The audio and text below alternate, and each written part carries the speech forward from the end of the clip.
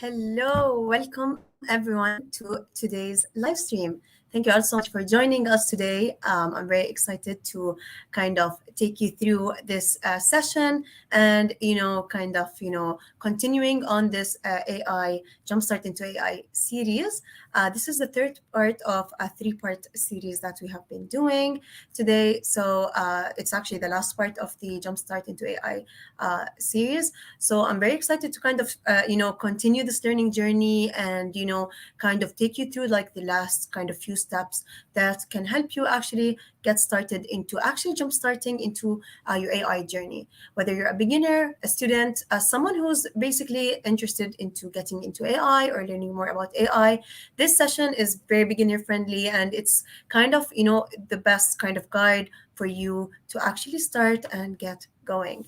That being said, let me just share my screen. And before I do that, I would love to know, from everyone, where is everyone joining us from? Please let me know in the chat box. I'm very curious to know where our online community are joining us from. So please let us know where you're joining us from which country.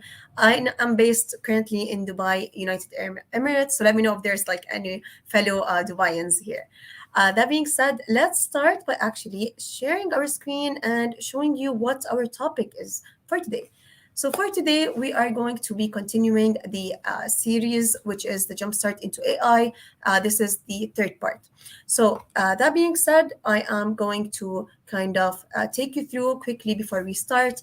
We have a Microsoft Reactor Code of Conduct. So as you all know, this event, is kind of like meant to be very, beginner friendly, and it's a good learning experience for us. So let's all be welcoming and respectful, and let's be most importantly kind and, considerate. And, we're all here to learn. So obviously the chat box is free for you to kind of ask any questions you have and connect and all that stuff. So, I will make sure to kind of, if you have any questions or any comments, make sure to drop them in the chat box as I will kind of, be, going through the questions or checking them from either between the stream or at the end of the stream.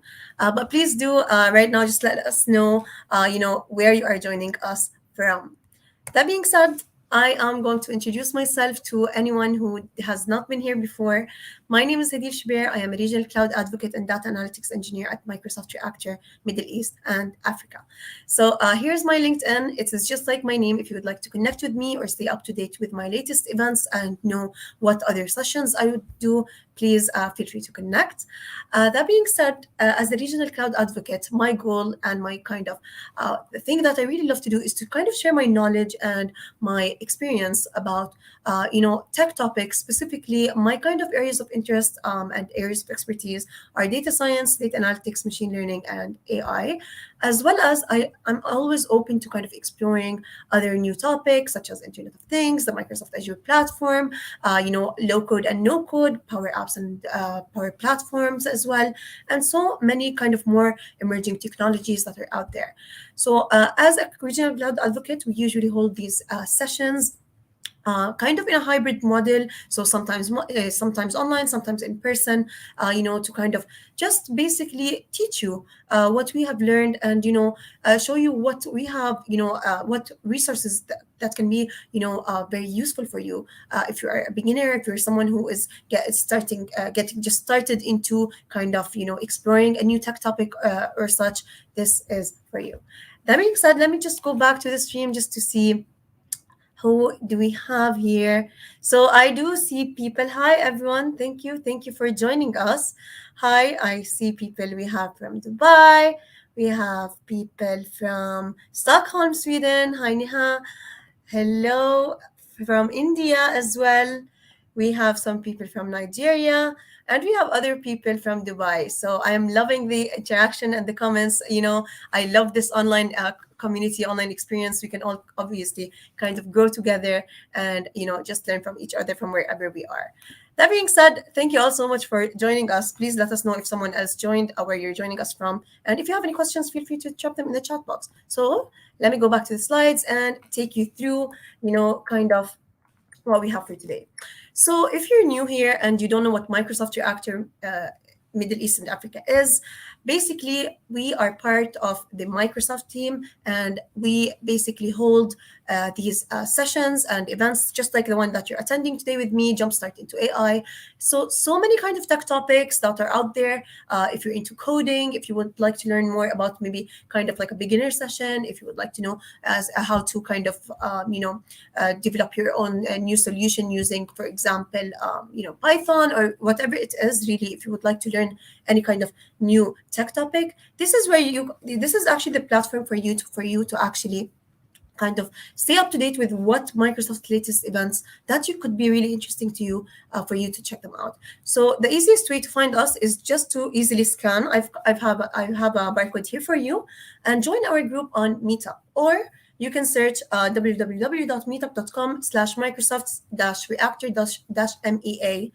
Uh, that's it. So this is the link for where you can stay up to date. It will direct you to our Microsoft Reactor Middle East and Africa page, where I will be joined. I am there with alongside other amazing regional cloud advocates, experts, professionals in the field who actually talk about different and diverse tech topics. So from ranging from AI to low code and no code, Visual Studio Code. You have people who talk about DevOps. You have Internet of Things, artificial intelligence, data science. So you have really a wide range. So if you are really, if you're new, please join us on the group. It's free for you to join and just stay up to date with our latest events.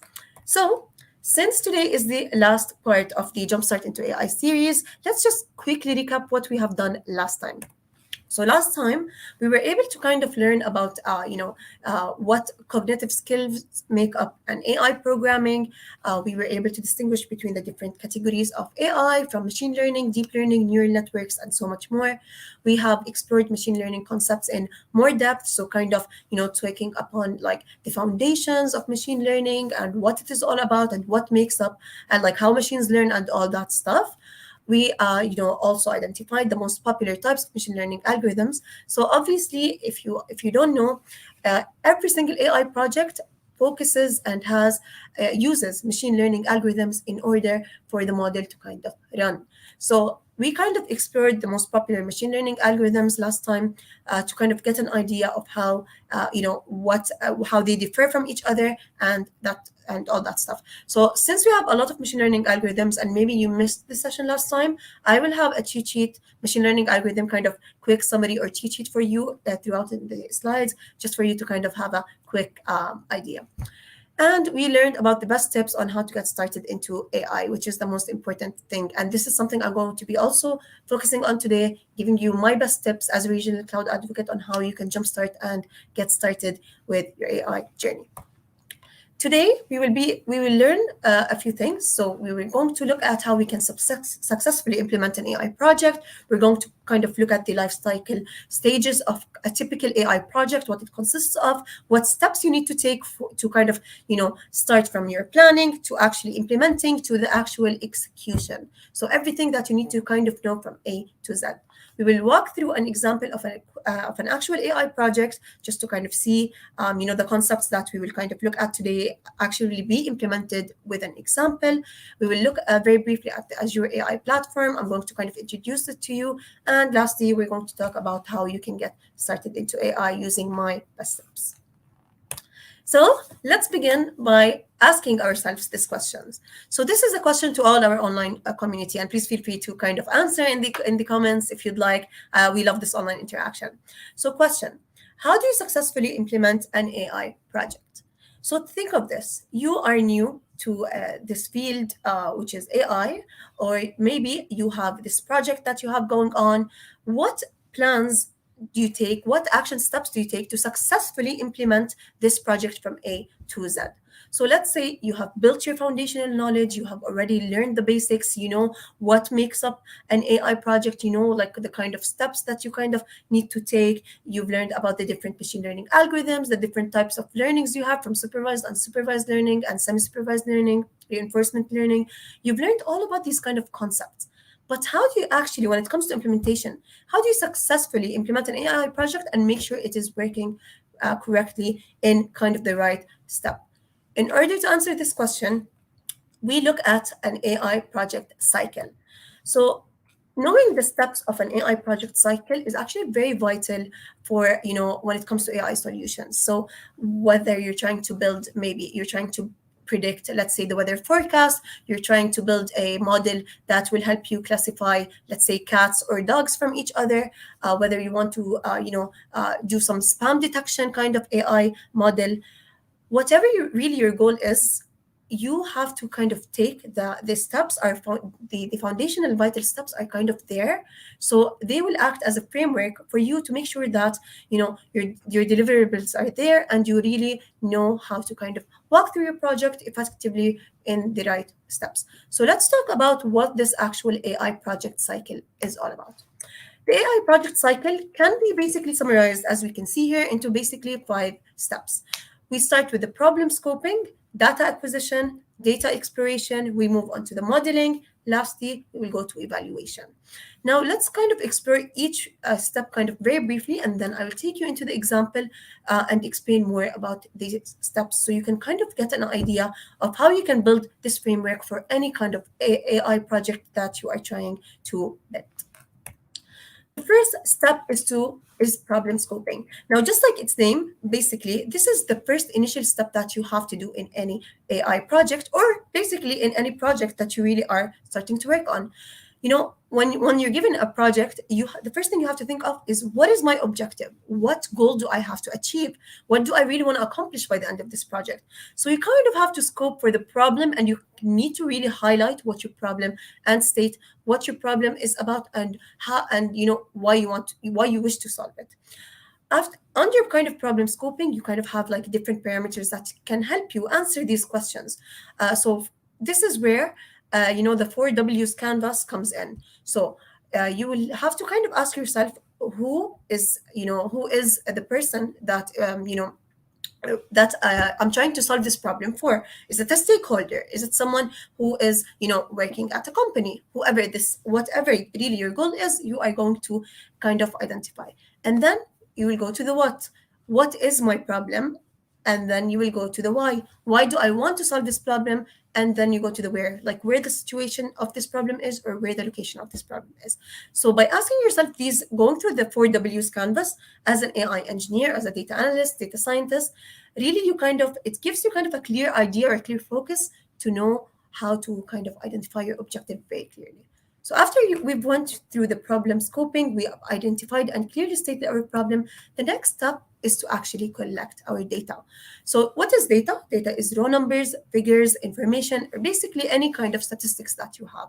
Acquisition is basically when you take or acquire data for that project. So it makes up the term data acquisition. So basically you're acquiring this data to solve the problem that you have and that you've identified in the first initial step. So with data acquisition, it's very important not to collect any kind of data. You need to kind of collect data that is very reliable, meaning you need to make sure the sources, it comes from primary sources or secondary sources, and you need to make sure that the data that you are feeding your model, you need to make sure that it is relatable to the problem that you have.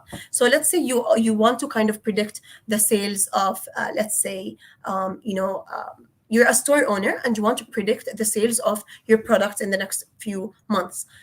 The data that you will collect is data of products that you have in your supermarket. So you're going to have like sectors into, for example, you have the dairy, you have, for example, you have like the meats and so on, vegetables and all that.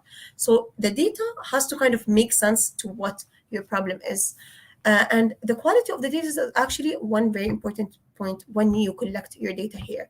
You need to make sure that the data that you have is actually good, clean data. So you don't have any kind of incorrect values in the data. Usually, like the data sets that we get come into an Excel sheet, a table, or an Excel sheet, and they're kind of separated into rows and columns.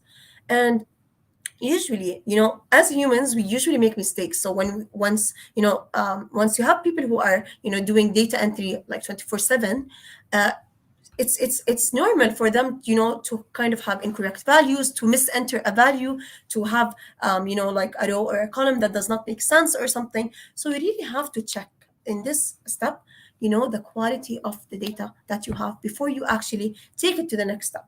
So it's very important to have clean data, because clean data will lead to good outcomes. And this is where you need to kind of go through like a data kind of cleaning process in a way, which will help you kind of see if you have incorrect values, if you have missing values, if you have null values, if you have duplicates even, and such, how to deal with them. So this is very important in the data acquisition step. The next step, before I actually move to the next step, part of the data acquisition is basically you need to kind of prepare your data. So to prepare your data, we mean there are a number of steps that that you can do to take this. So you can basically put together all the data that you have and randomize it. This kind of step really helps make sure that the data you have is kind of evenly distributed alongside. So this is kind of one of the ways that you can do to prepare your data. The next step is to clean data. As I just mentioned, sometimes we have data that's unwanted, we have some duplicates, some missing values, some rows and columns that don't really make sense or are not necessary. So this is where we kind of restructure the data set, and we take the right data cleaning steps, and in order to make sure that our data is clean and it's ready to go.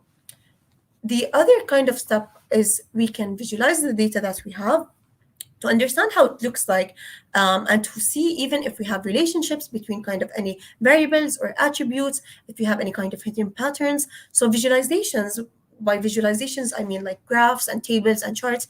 Instead of having like a list of all these numbers and data that you don't really understand, by visualizing them, you can actually have an idea of, for example, the number of sales you have had in the previous years. So you can actually look at this data and see where the relationship is, where your high points are, and all that stuff. So data visualization is actually very important. The last step to prepare your data, and this is actually very important, is you have to split your data into two sets. You have a training set and a testing set. The training set is basically used for you to train your model. This is where your model is actually learning. And the testing set is used for you to basically kind of test the accuracy of your model after you have trained it. So this is very important in the data preparation steps. The next step we will do is we will explore our data. We call this data exploration, or EDA, exploratory data analytics. And this step is very important, as it helps us as AI engineers, as data analysts, as people, who want to work on our AI projects, to kind of, make our sense from the data that we have. So before kind of doing any kind of technical work and, applying any machine learning algorithms and computations and all that stuff, you actually will look at your data and try to find any hidden patterns. You'll try to discover if you have any trends, if you have any kind of relationships between attributes and all that stuff. And with this data exploration step, it helps you even use kind of statistical techniques and computations to describe, characterizations you have in the data sets, such as the quantity, the size, the accuracy, and so much more.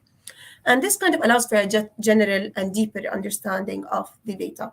And this is also, in this step, usually you would see a lot of data visualizations. It's an important part of this, because data exploration, you're basically using data visualization in order to kind of summarize to you in a way what really your data set is all about, so you can really make sense of the data once you see it in all these graphs, plots, and charts, and all that stuff. So we've explored our data, we've done all of that. What is the next step? The next step is to go through the modeling phase. Now, this is the kind of the most technical, or let's say, this is one of the most important parts that we have in the AI project. Now, let's just go back a bit and define what an AI model actually is. Now, when it comes to AI models, they're basically computer programs or algorithms that use a set of data and enable it to recognize certain patterns. So AI algorithms help us reach conclusions, make better decisions, and even make predictions when it comes to the data that we give them. And what is modeling? Modeling is basically the process of where you take those AI models and they actually start doing the work themselves. So when it comes to modeling, it's very important in this step for us to choose the type of model we want to build that is related to the problem that we have or the goal that we want to achieve in the first place.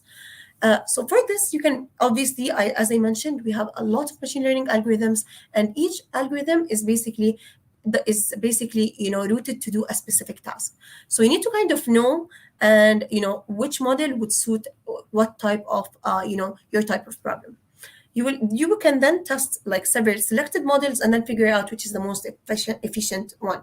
And the efficiency of the model will be based on your AI project and from that, you can develop your algorithm around it. So really, it's all about modeling and knowing which machine learning algorithm to really use. When it comes to machine learning algorithms, of course, here we have the algorithm cheat sheet, which I really love to share in obviously my presentations, because this cheat sheet kind of helps you to choose the best machine learning algorithm for your kind of solution that you are looking to do. Whether your goal was to kind of classify some images, then you will use the dense net kind of algorithm. If you have a regression problem, so you want to make a prediction for to find a specific value, then you can use linear regression, you can use decision first regression, multilinear regression, and so much more. So really, depending on what you really want to do, this will kind of help you kind of understand the different machine learning models we have, and based on the goal you want to achieve with your data, you can choose the machine learning algorithm based on this cheat sheet. So have a look at this one, and this is very helpful for you to kind of learn. The last step is basically, so we've built our model, we've trained it. Once the modeling is complete, we want to check, obviously, how our model is performing. Is it working correctly? Is it not? How do we do that? So we start by feeding our model previously unseen data. So data that it has not seen before. You start kind of feeding it to see that after you've trained it and after it went through several rounds, will it actually give you will it actually produce the right result or not? And based on that, the result will help you in evaluating the model you have and then improving it. So obviously, since you're the one who is actually teaching your model, you should be able to know what the answer once you are feeding the data. And so after the evaluation is kind of complete, this is where the cycle ends kind of in a way, and your model should be able to make predictions. So these are kind of the 5 steps that really you kind of have to look like in any AI project life cycle, that can kind of be used as a framework for you for any AI project that you really want to start building. So I'm just going to go back very quickly to the live stream here and see if you have any kind of questions. Oh, so I just see we have obviously other people from South Africa. We have people also from Pakistan. Thank you all so much for joining us, everyone. So now, actually, so we're going to kind of move on to, as after I mentioned the AI lifecycle, I'm going to move on to actually showing you an example of how these steps are actually put into play. So, learning these, or actually learning the theoretical terms is something, but actually seeing them be applied onto an example is the way that you will be able to understand really how it all works. So we're going to be looking at an example of a medical insurance prediction, and basically we have a data set of insurance data which we will be exploring and looking at. Our goal in this example is we want to build a model by the end of the example to predict the cost of treatment, the treatment for individuals. So this is the goal of the example. And for this, we're going to be using Python, the Python language, which is the highly recommended and the easiest to use language for AI and machine learning. You can obviously use Java. You can obviously use any machine learning or AI kind of language that you like to use. But if you are a beginner, if you're only getting started, Python is your best kind of bet to go. So we're going to, as I mentioned, we're going to look at the example to build a model to predict the cost of treatment for individuals. In order to do that, I'm going to be sharing my screen here to show you the example that we have. So as you can see here, this is a Google Colab notebook, and this is kind of our example. So we're going to explore a data set of insurance data that we have detailed below. This is our data set. So we do have different kind of categories or features that we have in the data set, and we want to build a model to predict the cost of treatment for individuals based on the data that we have, like based on their age, sex, BMI, and other information. So the data set that we have is we have the age of the individual, we have the gender or the sex of the individual, we have the BMI, obviously, which is the body mass index. We have the number of children, if those individuals have children or not. We want to see if we have the smoker, so if they're smoking or not, the region, which area they live in, and the charges, which is the individual medical cost billed by the health insurance. Now, think of this.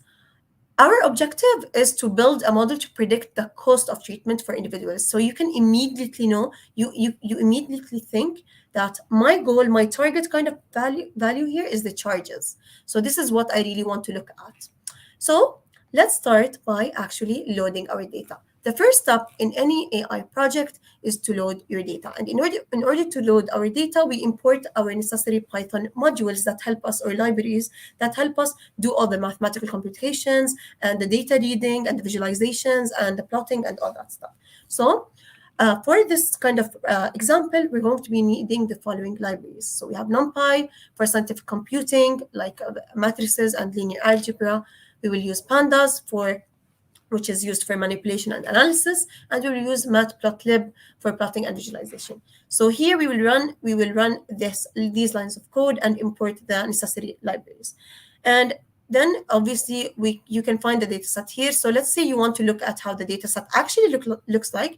This is just a quick overview of how the dataset looks like here. So as I mentioned, it comes into a table. You have your rows and you have your columns. You have all the different different categories. You have the age, the sex, BMI, children, smoker, region, charges, and so on. You would go here, and it is just a big data set and all that stuff. So this is the insurance data set that you have. So now we've imported our necessary libraries. What is really the next step? The next step now is we want to kind of start by reading and visualizing our data. So instead of going back to that insurance data set table, going back to our data set back and forth to look what it has, we can easily use we can easily read the we can easily use the pandas module to and the reads underscore CSV function to help us load the data into our code. So we've put it inside here, and now we want to display the first 10 rows of the data set that we have to see how it really looks like. So by using this line of code, data.head between brackets 10, so we can display the first 10 rows, we get this table. So this shows us the first 10 rows that we have in our data set. Now we have loaded our data, we've looked at it, we've briefly seen, what categories we have and all that. Now let's go into the data exploration kind of stuff. Here, obviously, as I mentioned, as data scientists, as machine learning engineers, as AI engineers, we have to kind of start by exploring the data before we actually get into the actual kind of, the modeling part of it. This is where we kind of take the statistics that we have, and at the same time discover any hidden patterns and such by doing any visualizations. So let's see what we have here. So let's actually start by looking at how many rows and columns we have in our data set. So we will kind of run these two lines of code. We will set the rows as 1 and columns rows as 0 and the columns as 1. And by running this line of code, we can see that it will give us, we have 1,338 rows and 7 columns. Now we're going to use the function info to help us check several things, such as the missing values we have, the number of rows and columns we have, the different data types we have in our data set, and even the memory usage. So let's actually run this here. I'm actually going to zoom in a bit just to make sure this is clear for everyone. I think this is much better. So let's run the data.info, obviously, code here. So by running the data.info code, we can see here all the kind of information we have. So we see that we have a total of 7 columns. We see that we have 1,338 entries or rows. We see the different columns we have. We see how many non-null values we have. So how many missing values we have and how many non-missing values we have. We see the types of data that you have, if it's an integer, an object, a float, and so much more, and even the memory usage. So let's look here very quickly. What we can see here is we have 1,338 non-values in all the columns except this column. So we see here we have 1,338, except this column. So in this column, we can see that we have 3 missing values. So this is where we know that once it comes to the data cleaning step, we have to kind of look at the BMI sector and make sure we treat those 3 missing values and see where they are. Now we're going to move to the describe function.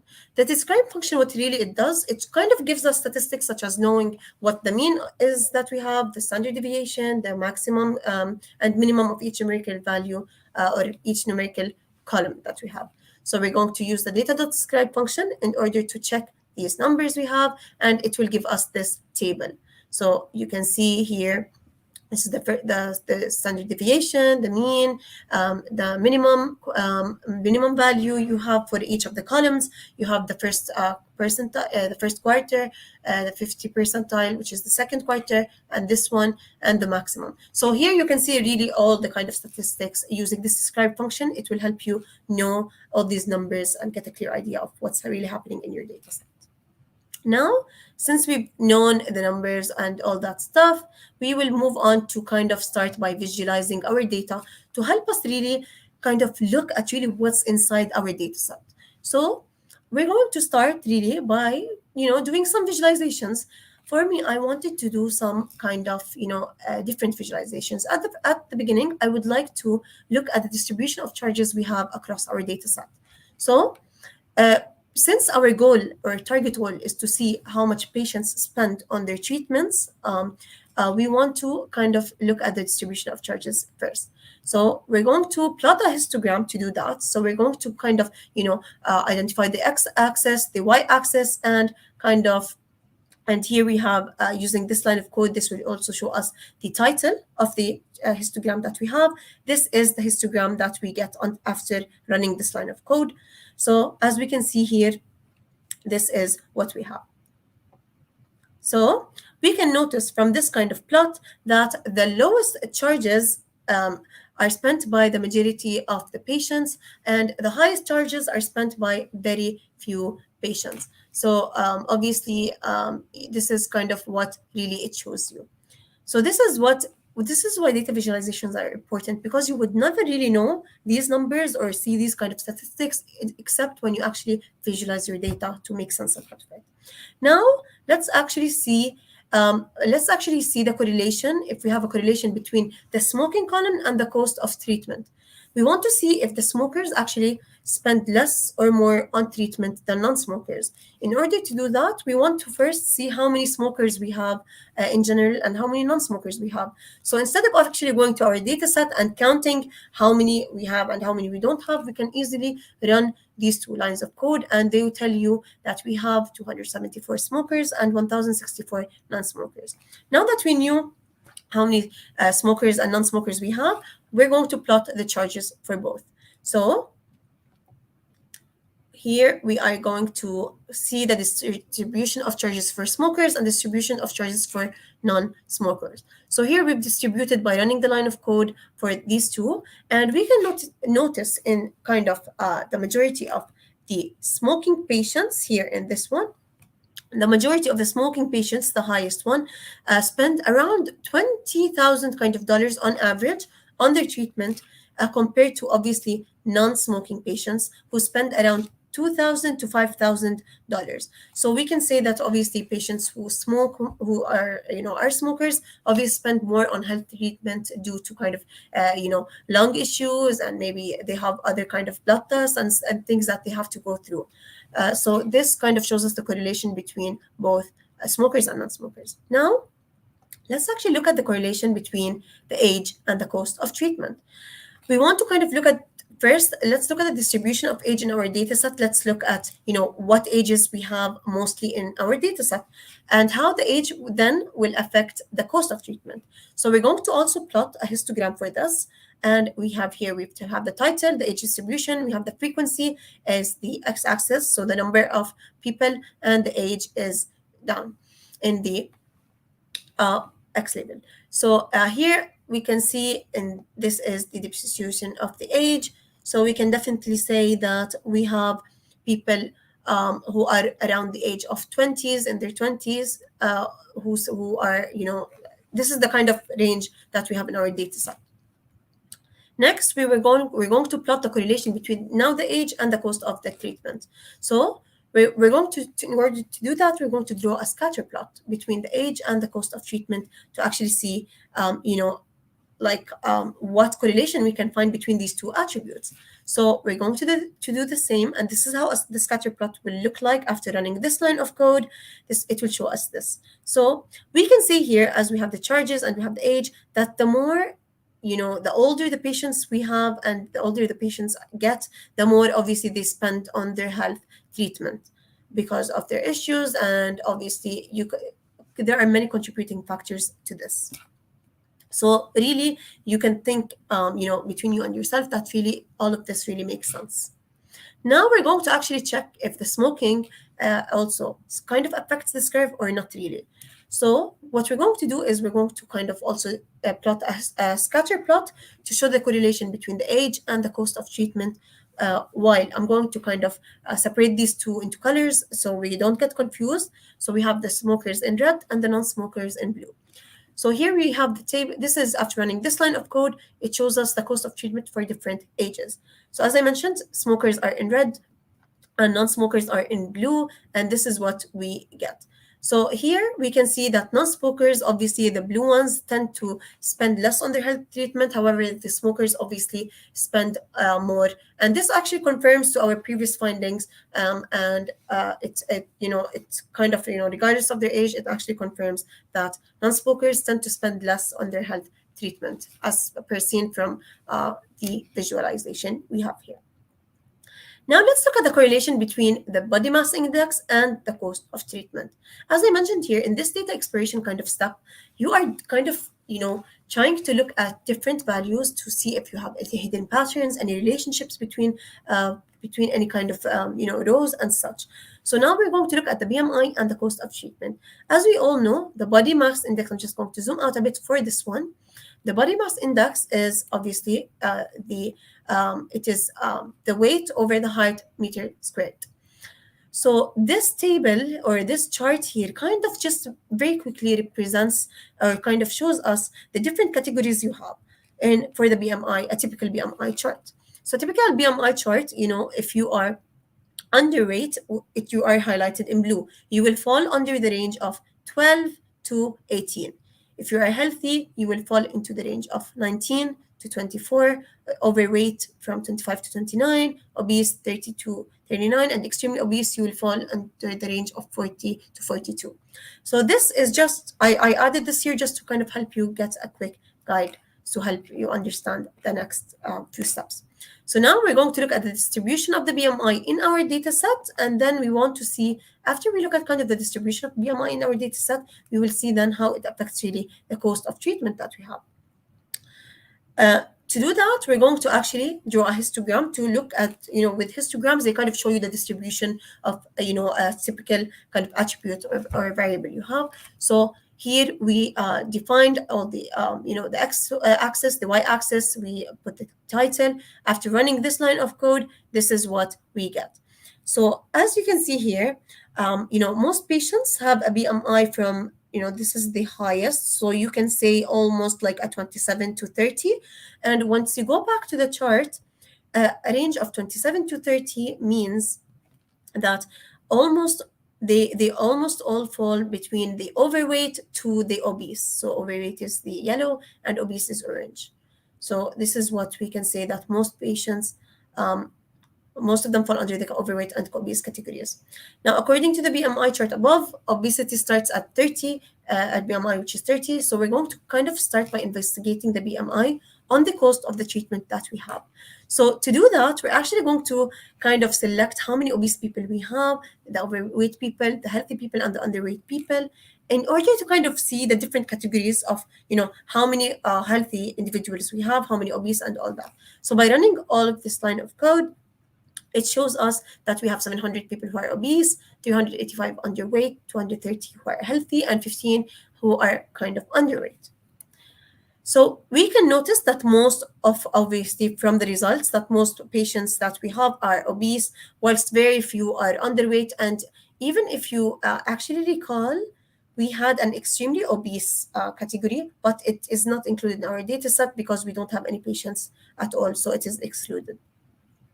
Now we want to kind of compare the plot or the distribution of charges for all four groups in one plot, just to see how really they all look like in one chart. So we're going to do that. We're going to kind of, excuse me, we're going to kind of put each category in a separate color in order to kind of highlight the different categories. So obese will be highlighted in red, the overweight category will be highlighted in yellow, healthy in green, and underweight in blue. So really, you have to give your code and kind of assign each one to the one you want with the colors. And after running this line of code, it will show you the distribution of charges here, as you can see. Excuse me.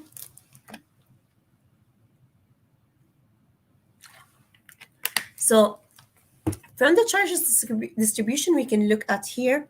We can say that here we have the frequency and here we have the charges. We can say that patients that have a BMI above 30 or are obese, obviously, they spend the most on treatment. So we, as we mentioned, obese, we have highlighted in red. So the more obese they are, obviously, the more they spend on treatment based on the health issues that they have, the medical conditions that you previously have, and so much more. Now we are going to we're done with the data visualization and data exploration kind of stuff. What we do here is basically data pre-processing or the data cleaning or the data preparation kind of stuff. This is where we actually, data cleaning or data pre-processing includes several steps. So you kind of have to deal with missing data. You have to make sure you don't have any missing data. And if we deal with missing data, you can remove whole rows if they're not a lot. You can infer. So if you have a date of birth and the age missing, based on the date of birth, if it's given, you can identify the age of an individual and vice versa, or you can fill the missing data with the mean, median, or even zero.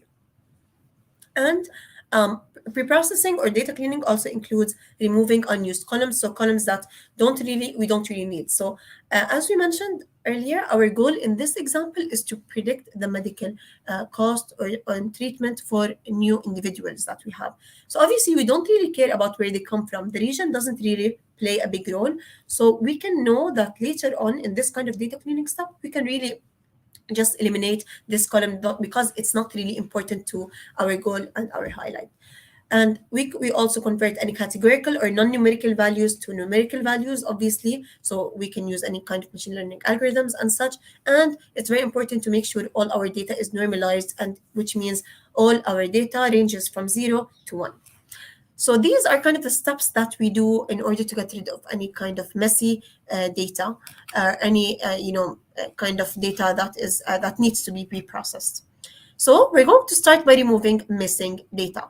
So in order to start removing missing data, we want to see first how many missing values we have in each column. So obviously, instead of actually going to each column or like going to the data set and counting each column how many missing values it has, we run this quick line of code and it will immediately show us how many missing values we have in each column. As I mentioned very earlier, the BMI column has 3 missing values. So now we want to drop these missing values.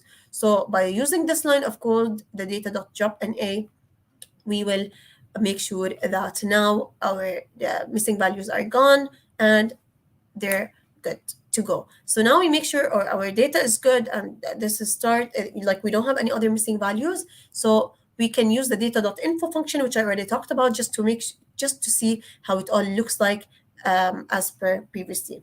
So as we can see here, we can obviously confirm that the BMI, now we don't have any kind of missing values, neither in the BMI nor in others. So now we can say that the missing values are gone. Now we look at any kind of unused columns that we don't really want to use. So obviously, since our goal is our impact or our goal is to predict the medical cost insurance treatment, this is where the region and the children columns don't really make sense to us. So they don't really have a direct impact on medical charges. So we'll just drop them or remove them. So we're going to drop them by actually, running this line of code. So we highlighted that we will drop them, the region and the children. And then we can, after running this line of code, we can see that we can confirm that now we don't have the region or the children columns anymore. You can see that you have the age, the sex, the BMI, the smoker, and the charges. So now our data set is, like a bit more, more focused. We will in the data cleaning, we were going in the data cleaning step, we're going to convert categorical columns to numerical columns.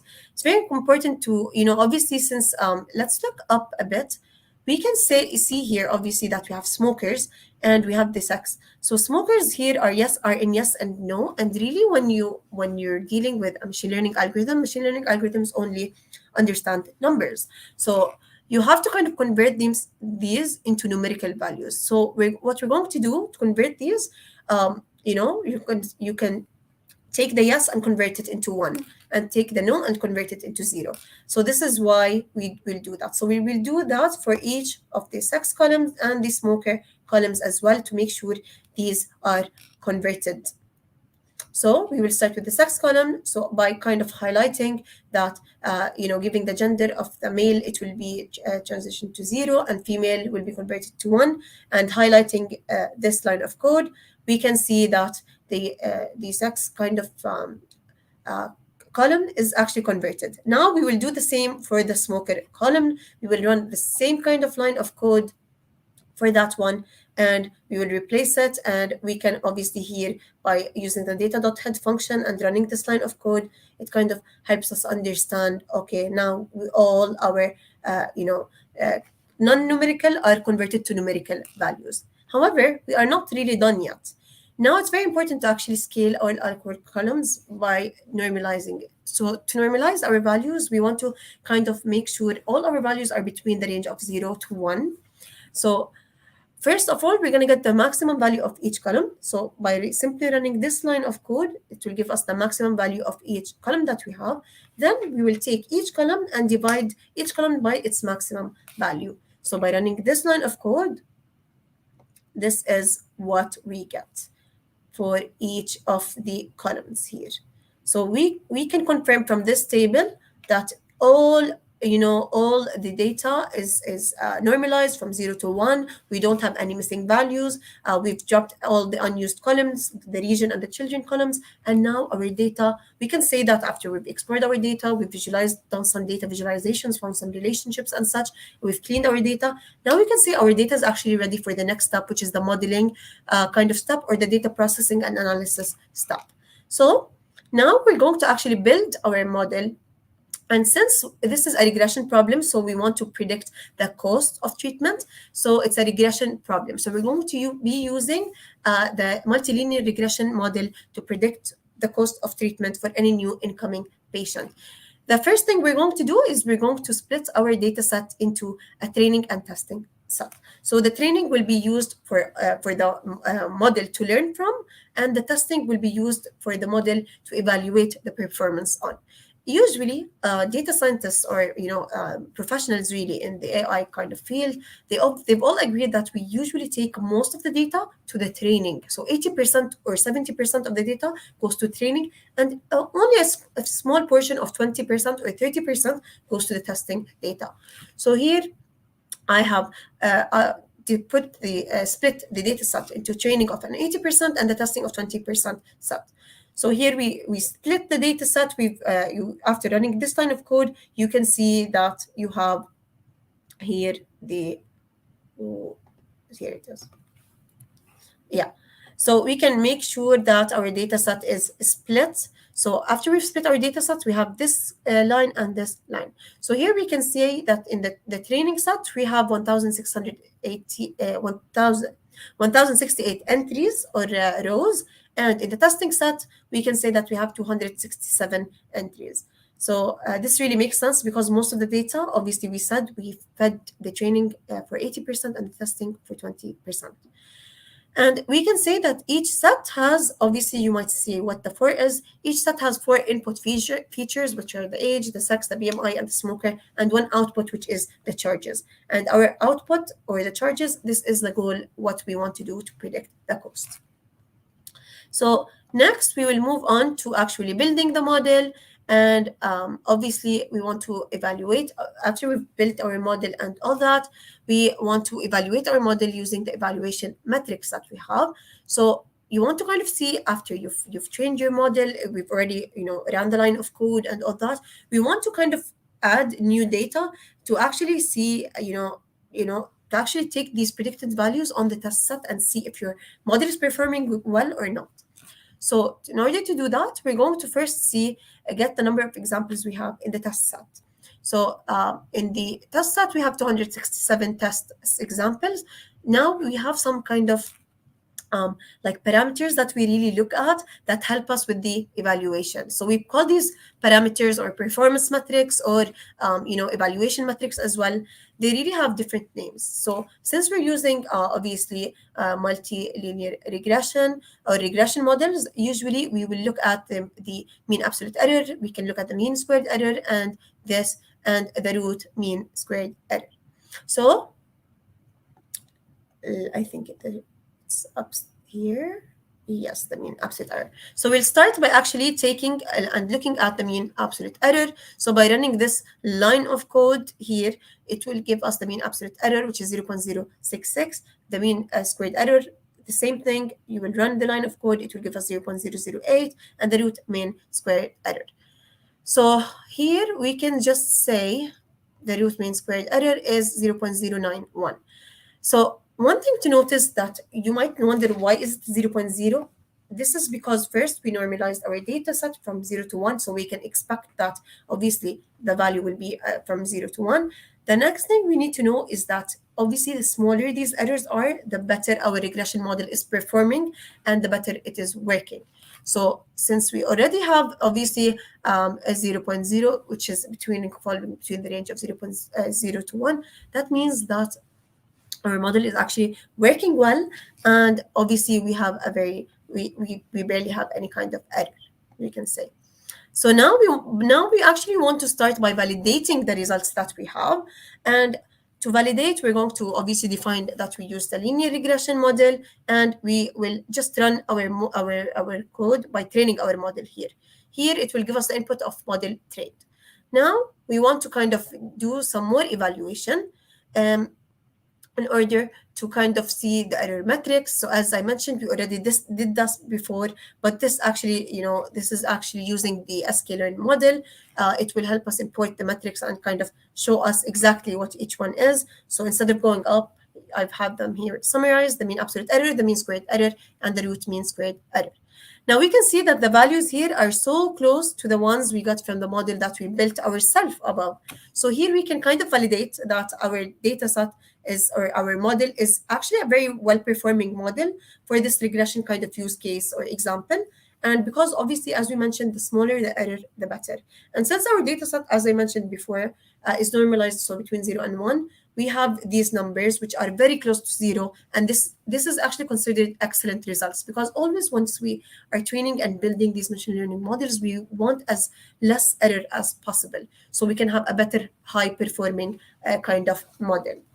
So now we can say that we are done, and this is kind of basically the highlight of how a typical kind of AI project really works. So it's really kind of taking all these steps that we've learned from, data loading, the data cleaning, the kind of data preparation, the model, the actual modeling of the data, and lastly, the evaluation of the data.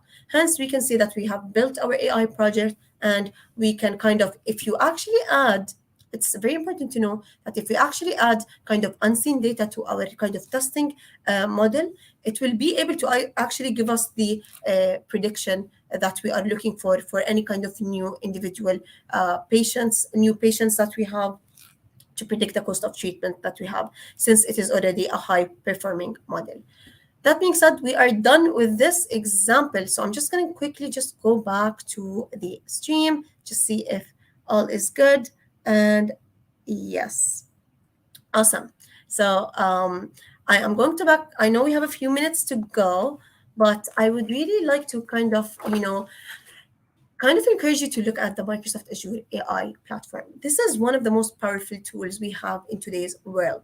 So Azure AI is the Microsoft's public cloud platform. And if you are someone who is looking into kind of doing more with less, or really you want to deploy your own AI solutions for your projects, for your organization, whether you want to maybe do some computer vision, you want to play around and try to do some face detection, whatever really your goal is, The Azure AI portfolio really gives you, it provides kind of high quality vision, speech, language, and decision making AI models through simple AI calls. And it helps even create your own machine learning models with different tools. You have Jupyter notebooks, Visual Studio Code, and open source frameworks like TensorFlow and PyTorch.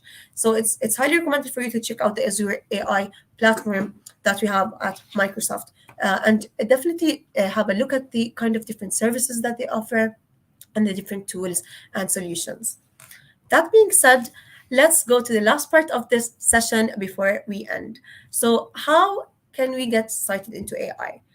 So, as a regional cloud advocate and someone who has been in this industry for a couple of years, I would highly recommend, these are my best tips for if you're someone who's looking to really get started into AI and to really start building your own AI project and you really want to get into the AI world. These are my best tips. First thing is you have to get yourself familiar with the core concepts. What do we mean by the core concepts? So you need to kind of build the strong foundations. So we have a Microsoft Learn and we have a kind of GitHub for Microsoft kind of curriculum where you have curriculums and codes and everything that's really uploaded there. So let me actually share two of the links that we have here for that are related to the stream that we have today. So let me just very quickly copy that here and show you.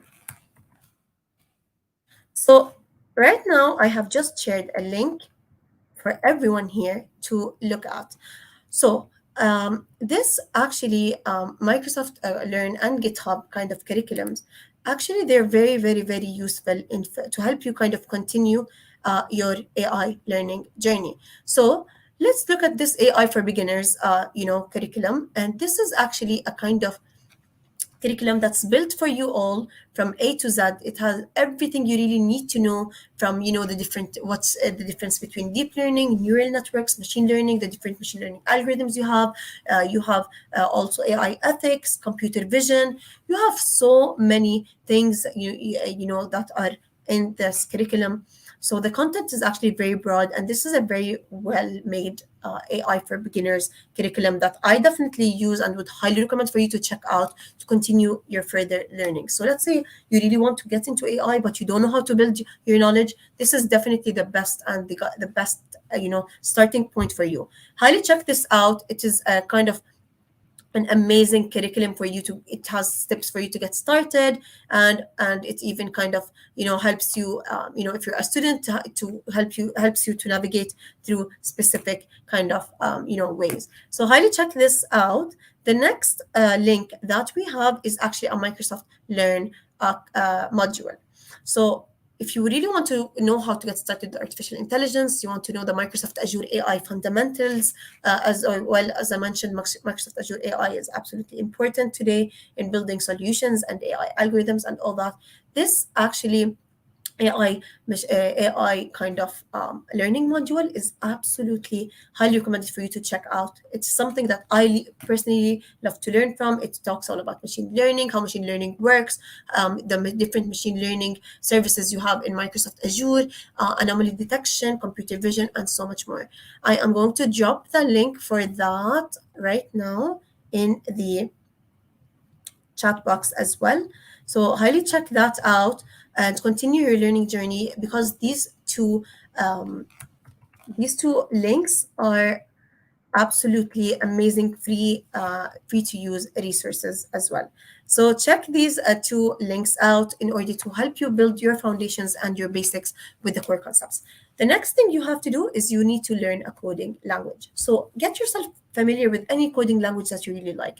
If you're a beginner, complete beginner, highly recommended for you to use Python. However, you really can use R, you can use Java, you can really use anything that you are comfortable with.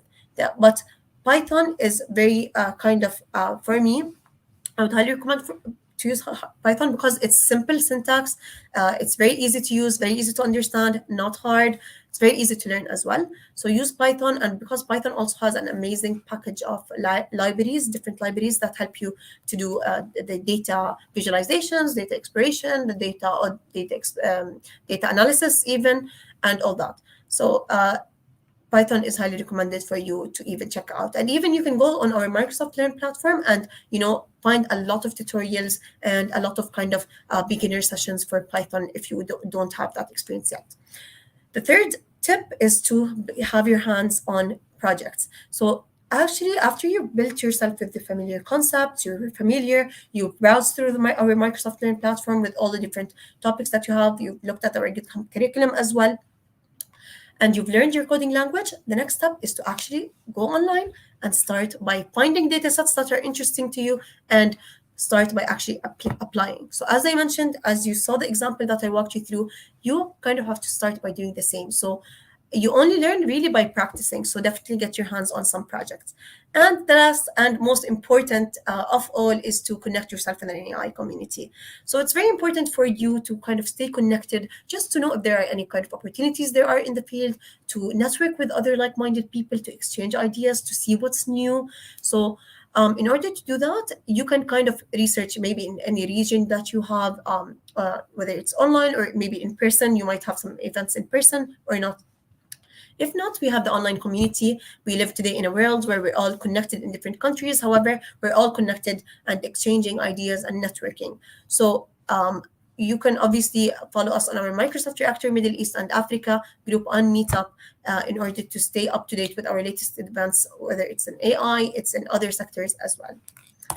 That being said, please, here are the learning resources that I've already posted in the chat. You can scan them here easily if you would like to scan. It's much easier for you to scan.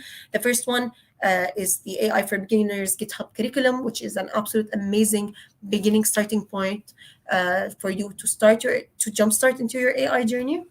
And the next one is the Azure AI Fundamentals kind of learning module that's very easy to understand, absolutely helpful. And this is kind of only like a 30 minutes kind of, browse through. So take the time to check those out. Free and valuable and very useful for you to continue your learning journey. That being said, we are done for today. So where can you see me next time? So on the February 7th, I'm going at 4 p.m. Dubai or UAE timing. I'm going to be talking about Microsoft Azure and some applications and solutions that are related to AI using Microsoft Azure. This is actually going to be an Arabic speaking session, but I will definitely be doing more English speaking sessions. If also the next other session that you can find me, find me at, if you're interested, I am going to be talking all about the data science lifecycle from A to Z, from the foundations, from actually getting the data and actually also building the model. So I'm going to be talking all about data science and kind of giving you my tips and tricks on how you can get started with data science as well, understanding all those core fundamental concepts as well. So that session will be on the 14th of February at 4 p.m. GST and or Dubai UAE timing, and it will be a live stream event as well. So make sure to join us on our Microsoft Reactor Middle East and Africa group. I am going to just lastly very quickly share it here again. If you are not joined, you can quickly scan it here before I end the stream. We are past time. Thank you all so much for joining us. I absolutely had a pleasure doing these sessions, and I look forward to seeing you in the next few events. Thank you all so much. And that being said, we are done for today. Let's just look at the questions very quickly. What types of projects do you recommend for beginners? That's a very good question. So really, you can look at really what you are really interested into. So let's say, for beginners, you can find a lot of projects there's out there, like cost prediction, like weather forecast prediction. So really try to get your hands on different machine learning algorithms. So for example, you have regression problems and you have classification problems. You also have clustering problems and all these algorithms. So try to get your hands on kind of a different problem for each, just to see how each one really works with the different machine learning algorithm that you have. So I hope that really works. But that being said, you can definitely kind of do your own research, build your foundational knowledge, and go through. You will get a lot of ideas of different projects and even more examples on our Microsoft Learn platform and even on the GitHub that link that I've shared with you as well. So highly check those out, and you will kind of find plenty of ideas there and plenty of examples that will really help you get inspired to start with your own project. Um, let's look at the comments. Thank you all so much. I've been seeing beautiful, amazing comments. Thank you. I really hope you all enjoyed these sessions. I would look forward to seeing you all in my next few sessions as well. Thank you all so much. And I absolutely loved being here. And have a great evening or great day or great morning from wherever you are in the world. Thank you all so much once again. And bye bye. See you next time.